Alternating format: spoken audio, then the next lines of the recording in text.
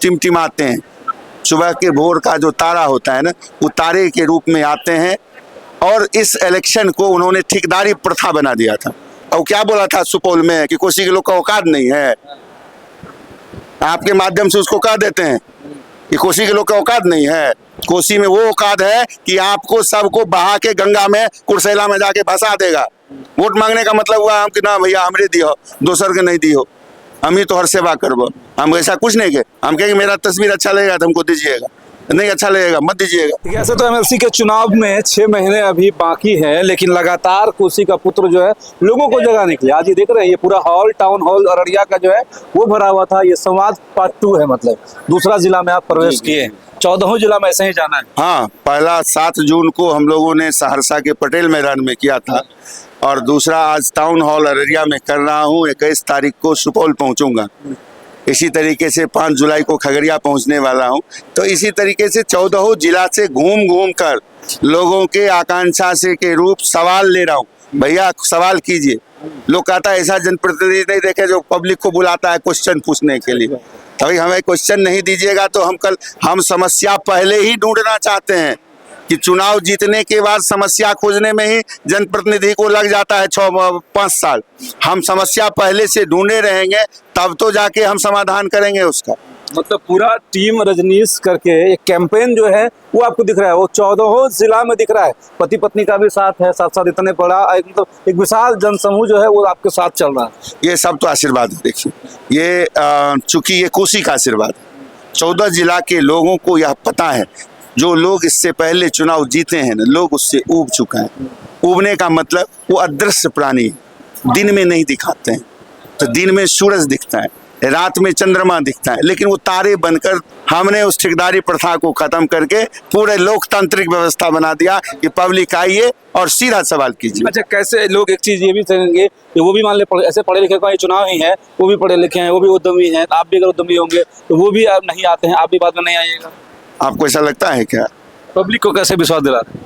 Public को इसलिए विश्वास दिलाता हूँ कि मेरा जो ट्रैक रिकॉर्ड है काम करने का ना, ये अभी चुनाव आया है ना। इससे पहले का आप पीछे जब जाइएगा तो आपके अररिया जिला में 350 के करीब 352 मेरा स्टूडेंट जो है वो शिक्षक हैं। और वो जब भी कभी याद करता है, जो बीपीएससी तैयारी 1, 2, 3 से या पहले से नियोजित वाले शिक्षक हैं, जब कोई मुश्किल में रहता है ना, एक बार फोन करता है तो चाहे किशनगंज हो या मोहनिया, हम इस क्षेत्र को छोड़िए 14 जिला को, हम 38 जिला की बात करता हूँ, चाहे किशनगंज से फोन आए या मोहनिया बॉर्डर से फोन आए, मैं हाजिर रहता हूँ अपने लोगों के लिए। क्रांतिकारी है, शिक्षाविद के साथ साथ आप क्रांतिकारी भी हैं। और वो जो लोग यहाँ पे अभी वर्तमान एमएलसी हैं वो बस सोए हुए हैं।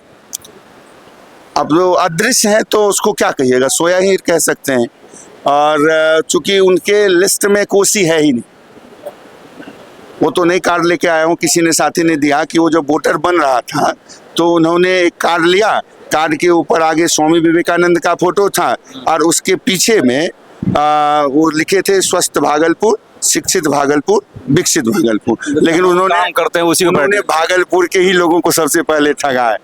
मैं सच में बताता हूँ, क्योंकि मैं भागलपुर जब जाता हूँ तो वो लोगों को कहते हैं कि हमने 24,000 वोटर बनाया है। तो भैया बनाए हैं तो वोटर किसी का खरीदा हुआ है। वो मताधिकार का ना प्रयोग करते हैं, मत जिसका होता है उसको वो वोट देते हैं। हम यदि उसको अच्छा लगे तो मुझे वोट देगा, वो अच्छा लगे उनको देगा। तो खैर वोट अपनी जगह। सवाल इसलिए है अररिया की धरती से कि 12 सालों में आपको अररिया जिला प्रशासन ने राजकीय कार्यक्रमों में कार्ड भेजा और आपको अररिया से इतनी नफरत की उस कार्यक्रम में भी नहीं आए।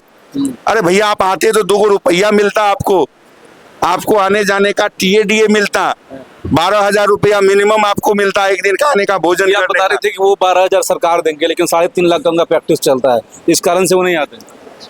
नहीं, उनको अररिया के लोगों से नफरत है। मुझे ये लग रहा है कुछ लोगों ने इससे जब मिला तो बोले कि सर वो दिन को नहीं आते हैं और रात को भी आते हैं, तो 4-5 ठेकेदार हैं, वो ठेकेदार के घर जाते हैं। लेकिन गोला की अदृश्य आदमी है, रात को 2 बजे 1 बजे ऐसे आते हैं, कोई कभी देखते ही नहीं कि वो कभी अररिया है।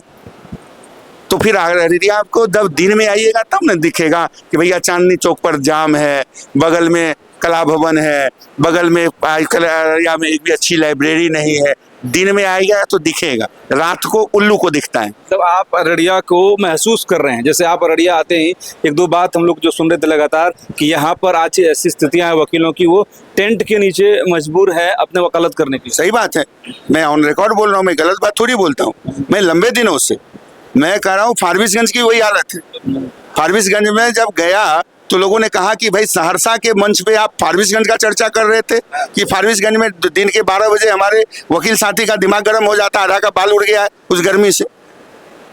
तो हम जब अभी आमंत्रण देने के लिए गए थे तो हमारे सारे साथियों ने कहा कि भैया आपको हम समर्थन देंगे। हम बोले समर्थन मत दीजिए, पहले लोगों को जगाइए कि वो वोट देने जाएं। दरअसल यह जो कार्यक्रम मैं कर रहा हूँ स्नातक जागरूकता के लिए कर रहा हूँ। हमारे परसेंट यहाँ 42% वोटिंग होता है, 43% वोटिंग होता है। हम ये चाहते हैं कि इस बार वोटिंग जो है 90% हो। मतलब अभी वोट मांगना या ये सब मकसद नहीं है, अभी जागरूकता जागरूक करना है, जागरूक करना है।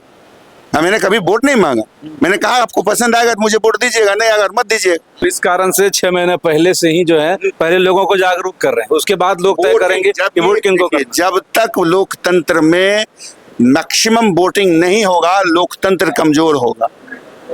लोकतंत्र को मजबूत करने के लिए मतदाताओं को जगाना पड़ेगा कि आप घर से निकलिए। और मैं आपके इस बोलता भारत के माध्यम से, आपके दर्शकों के माध्यम से और अररिया के लोगों को से आग्रह करता हूं कि जी वोटिंग के दिन चाहे मैं गाड़ी उपलब्ध कराऊं ना तो मत बैठिएगा।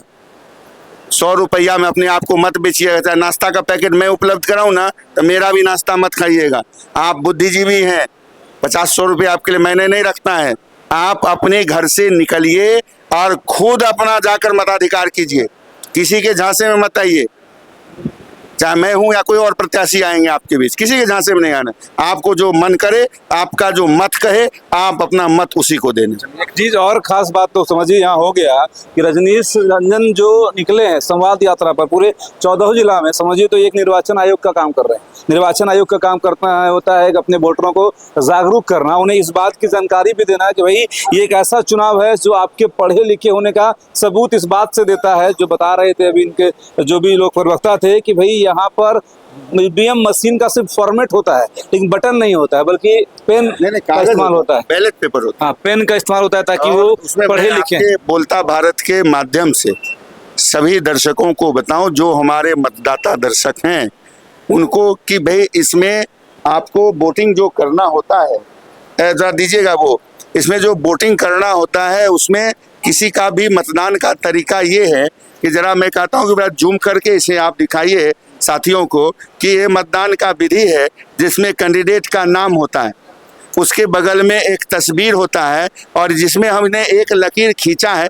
एक्चुअल में यह जगह खाली होता है, आपको बैलेट पेपर में खोजना होगा भाई रजनीश रंजन कहाँ है, फिर वहां जाकर आपको अपना कलम का प्रयोग नहीं करना है। ये खासा ध्यान रखना है, आपको अपना कलम यूज नहीं करना है। चुनाव आयोग वहां पर खुद का कलम आपको देंगे, उस कलम से आपको इसके बीच में लकीर खींचना है। यदि आपने कहा लकीर नीचे के लाइन में सट जाता है या ऊपर के लाइन में सट जाता है तो आपका मत बेकार हो गया। सटना भी नहीं है, नहीं सटना है, पढ़े लिखे लोग हैं, तब सटाइएगा कैसे? मतलब ना नीचे सटाना है ना ऊपर सटाना है और ना ही ऊपर नीचे एक ऐसे लिखना है, वो भी आई वाला भी एक नहीं लिखना है। अपना अक्षर का कोई प्रयोग नहीं करना है कि हम एक ऐसे लिखते हैं, वन ऐसे लिखते हैं। सीधा आपको सीधी लकीर खींचनी है। यहाँ पे ऐसे एक लकीर होगा, ऐसे लकीर, लाठी, हमें बोले ना कि लाठी, हम लोग गांव देहात के आदमी है, लाठी वाला आदमी है, सीधा ऐसे लाठी बना देना है। आप समझिए इनके डिवोशन को समझिए। रजनीश रंजन है, सहरसा कोसी पुत्र है और पूरे 14 जिला में घूम घूम के सबसे पहले अभी तो आपको ये जागरूक कर रहे हैं कि आपको वोट कैसे करना है, आपको वोट क्यों करना है, किन लोगों को वोट करना है और किन मुद्दों पर वोट करना है, ये सबसे अहम बात है। और लोग प्रत्याशी आते हैं, वो वोट मांगते हैं, वो तब आते हैं जब नॉमिनेशन होता है, ये तब आए हैं सब आपको एमएलसी के बारे में जानने की जरूरत है। एमएलसी कौन है, क्यों नहीं आपके पास आ रहे हैं, क्या उनका दायित्व है, क्या उनका काम है। फंड भी आप लोग बता देते हैं कितना फंड आया था, काम नहीं हुआ, अभी बता रहे थे। 48 एक आदमी को 4 करोड़ में हम एमएलसी बनेंगे तो 4 करोड़ मिला, तो आदमी 12 साल से कहाँ गया पैसा? अरे 14 जिला है, तो आपको भाई यहाँ की अररिया के लोग छोड़ दे रहे हैं, उसको दिन में एक दिन बुला के अररिया घुमाते कि किधर है सिकटी, किधर है पलासी, किधर है जोकीहाट, उसको घुमाना, किधर है नरपतगंज, किधर है फारबिसगंज, किधर है जोगबनी। रात को आइएगा तो दिखाई पड़ेगा थोड़ी अररिया की परेशानी। दिन में आना होगा, विद्यालय को मिलना होगा, शिक्षकों को देखना होगा, अधिवक्ताओं को देखना होगा, और सब पैसा जेब में रख लेना है, अब वोट फ्री में लेके यहाँ से चल जाना है। इस बार ऐसा नहीं होगा।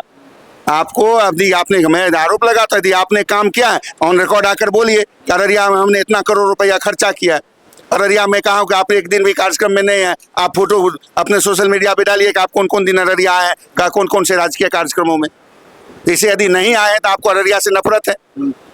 मतलब आप इनके तेवर से आप समझ चुके होंगे कि जिस तरह से भगवान राम, सीता, लक्ष्मण और अपनी सेना को लेकर निकल गए थे 14 साल के लिए रावण की लंका को दहन करे, उसी तरह से आप 6 महीना के लिए अपना सारा काम धंधा सब छोड़कर निकल चुके हैं उनका लंका जला देने। 6 महीना के लिए नहीं, अगले 6 साल के लिए चुनाव जीतना तो है ही। क्योंकि कोसी के लोग जिस प्रकार से हाथ उठा के आशीर्वाद दिए हैं ना, कोसी बहुत अच्छी भी है तो बहुत बुरी भी है। विकराल रूप धारण कर, कभी वो विकराल रूप धारण कर लेता है। इतना हिम्मत है, कोसी के लोग का औकात नहीं है। औकात इस बार बताएगा उसको। ये कोई तरीका है भाई कि आपको सीधे कह दीजिएगा पब्लिकली कि भाई कोसी के लोग को औकात नहीं है, ऐसे ही लोग खड़ा होता है। ऐसे कुत्ता बिलाई सब ऐसे ही खड़ा होता है कोसी से। प्रत्याशी के कोसी के लोगों के बारे में आप समझिए। दूसरे प्रत्याशी के बारे में अगर कोई एक प्रत्याशी इस तरह से कह रहा हो तो आप समझ सकते हैं उनकी मानसिकता कैसे हो सकती है। और जैसा कि प्रत्याशी ने आपको ये भी बताया कि वही कोसी सिंचाई का भी काम करती है और वही कोसी विभीषिका का भी काम करती है, सब कुछ को बहा ले जाती है। और इस बार भी इस जैसे प्रत्याशियों को बहाने के लिए रजनीश आनंद चुनाव मैदान में आएंगे बाद में, लेकिन फिलहाल तो अभी आपको सिर्फ जागरूक करने के लिए, आपके दिल में जगह बताने के लिए, आपको समझाने के लिए, आपके एक बच्चा, भाई, बेटा, बड़ा भाई, जो आप इसको कह सकते हैं, उसके रूप में आपके बीच आ रहे हैं। आपको इनका भाषण, आपका जो ये मेहनत जो है और ये इस तरह से बताने का तरीका जो है वो आपको कैसा लग रहा है, वो कमेंट में जरूर बताइएगा। और वीडियो को शेयर भी जरूर करिएगा, जम के शेयर करिएगा, क्योंकि 14 जिला का ये चुनाव है, बहुत बड़ा चुनाव है और वो भी बिना दल वाला चुनाव है। ऐसा नहीं कि कोई दल है और दल के माध्यम से लोग चुनाव जीत जाएंगे। निर्दलीय भी आए हैं, ताल ठोक चुके हैं। क्या कुछ होगा कमेंट में जरूर बताइएगा। जय हिंद।